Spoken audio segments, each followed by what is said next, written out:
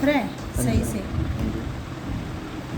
तो good morning students, good morning ma'am. Today we are going to study our third chapter, two stories about flying.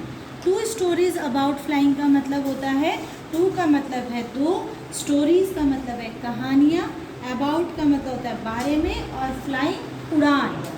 तो इसका मतलब है कि दो कहानियाँ, उड़ान के बारे में दो कहानियाँ, ठीक है।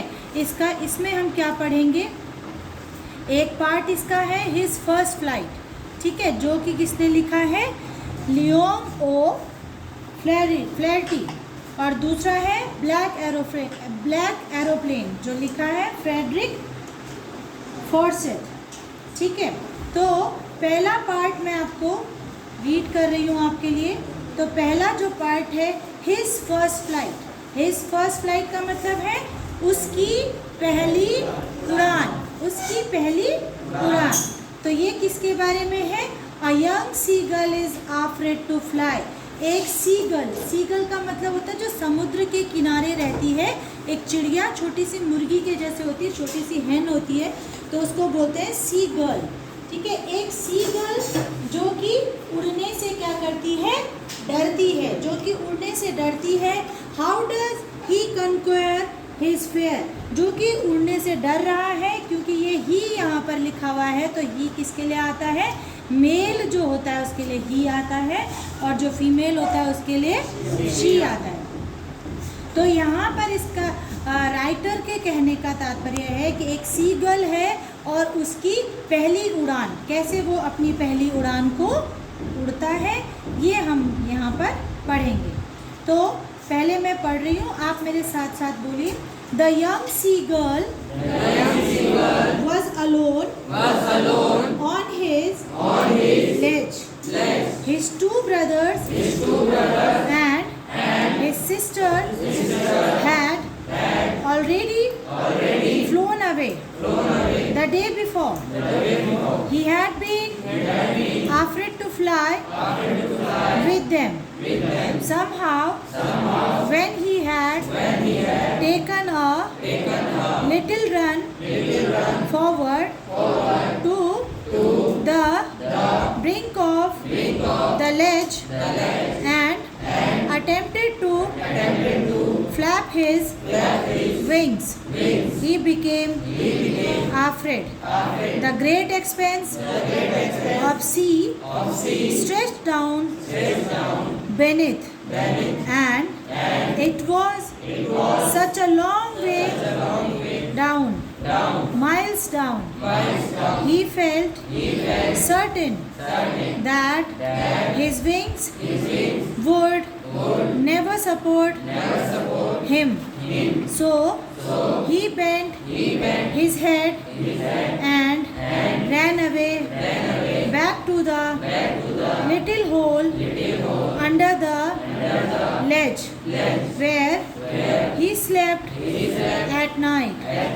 Even when each of his brothers and his little sister, whose wings were far shorter than his own, ran to the brink, flapped their wings and flew away. He failed to muster up courage to take that plunge which appeared to him so desperate. His father and his mother had came around, calling to him shrilly, upbraiding, threatening to let him start on his ledge unless he flew away. But for the life of him, he could not move. ठीक है, अब मैं इसको आपको समझा रही हूँ, इसका मैं आपको प्रोनाउंसिएशन मैंने आपको करवा दिया है, अब मैं इसका मीनिंग आपको बता रही हूँ। The young seagull, young seagull का मतलब होता है एक छोटा, मतलब युवा, जो थोड़ा सा ना तो बहुत छोटा होता है और ना बहुत बड़ा होता है। एक युवा seagull was alone on his ledge. Ledge का मतलब है जहाँ पर उसके सोने का स्थान, जैसे कोई भी शेड होता है, मतलब लेज होता है घोंसला टाइप का कि ऊपर से कोई शेड है, तो शेड के नीचे वो अकेला बैठा हुआ है। The young seagull was alone in his ledge. His two brothers and his sister had already flown away. उसके दो भाई और एक बहन already flown away का मतलब होता है उड़ चुके हैं। already उसके भाई बहन उड़ चुके हैं the day before, एक दिन पहले, पूर्व के दिन में उसके भाई और बहन ऑलरेडी पहले से ही उड़ चुके हैं। He had been afraid to fly, और वो क्या हो रहा है, वो डरा हुआ है, वो डर रहा है उड़ने से, वो अपने पंखों को फड़फड़ाकर उड़ने से डर रहा है। Somehow when he had taken a little run forward to the brink, to the ledge, brink का मतलब होता है किनारा, जैसे वो दौड़ रहा है, दौड़ के आ रहा है, जैसे ही वो दौड़ रहा है, दौड़ के आ रहा है लेज के किनारे में, अपने घोंसले के किनारे में, और अटेम्प्ट का मतलब होता है प्रयास करना, कर रहा है। फ्लैप हिज विंग्स, फ्लैप्स का मतलब अपने पंखों को फड़फड़ाने का वो प्रयास कर रहा है। अचानक से ही बिकम अफ्रेड, वो क्या हो जा रहा है, डर रहा है, वो डर जा रहा है। The great expanse of sea, great expanse का मतलब है फैला हुआ, समुद्र कैसा होता है, दूर दूर तक फैला हुआ होता है, तो उसको कहते हैं ग्रेट एक्सपेंस ऑफ सी। सी का मतलब है समुद्र। समुद्र स्ट्रेच्ड डाउन बीनीथ, बीनीथ का मतलब होता है नीचे, नीचे की तरफ समुद्र दूर तक फैला हुआ है। And it was such a long way down, और ये बहुत लंबा लग रहा है। माइल्स डाउन, और ऐसा लग रहा है कि बहुत नीचे, मतलब अगर वो उसको ये डर लग रहा है कि if I try to fly, अगर मैं कोशिश करता हूँ उड़ने का तो मैं क्या हो जाऊँगा, मैं नीचे गिर जाऊँगा। Because he can't support, he is not able to support on his wings, वो अपने विंग पे सपोर्ट नहीं कर पा रहा है, ठीक है। तो he felt certain that his wing would never support him. Certain का मतलब वो इस बात से निश्चित था कि मेरे जो विंग्स हैं, मेरे जो पंख हैं, वो मुझे सपोर्ट नहीं करेंगे, वो मेरा साथ नहीं देंगे।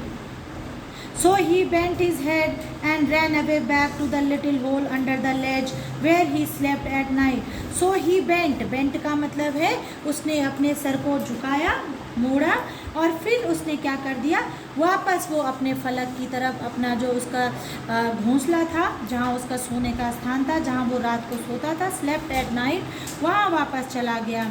Even when each of his brothers and his little sister whose wings were far stronger than his own, और उसके जो भाई बहन थे उनके विंग्स कैसे हो गए थे, स्ट्रांग हो चुके थे उनसे। ran to the brink, flapped their wings and flew away, वो क्या कर रहे थे, उनके भाई बहन वो घोंसले के किनारे पे उड़ रहे थे, ब्रिंक ऑफ द लेज उसमें जा रहे थे, अपने विंग्स को फ्लैप कर रहे थे, पंखों को फड़फड़ा रहे थे और उड़ान भर रहे थे। But he was failed, he failed to muster up courage. Muster up courage का मतलब होता है साहस को एकत्र करना। अगर हम कभी जंप करते हैं ना, तो जंप करते हुए हम क्या करते हैं, साहस अपने अंदर लाते हैं। पहले हम सोचते हैं कि मेरे को यहाँ से जंप करना है, तो that is called muster up, अपने आप को तैयार करना। अपने आप को तैयार कर रहा था, लेकिन that plunge which appear to him so desperate, और ये क्या कर रहा था, ये उसको वो उड़ने के लिए बहुत डेस्परेट हो रहा था। डेस्परेट का मतलब निराश हो जा रहा था, वो अपना ट्राई तो कर रहा था, लेकिन उसके अंदर एक निराशा का भाव भर जा रहा था। His father and mother had came around, उसके मदर एंड फादर उसके चारों तरफ आकर के क्या कर रहे थे, कॉलिंग टू हिम श्रीली, श्रीली का मतलब डांटते हुए, अपब्रेडिंग हिम, उसको डांटते हुए, उसके मदर फादर उसको डांट रहे थे, स्कोल्ड कर रहे थे।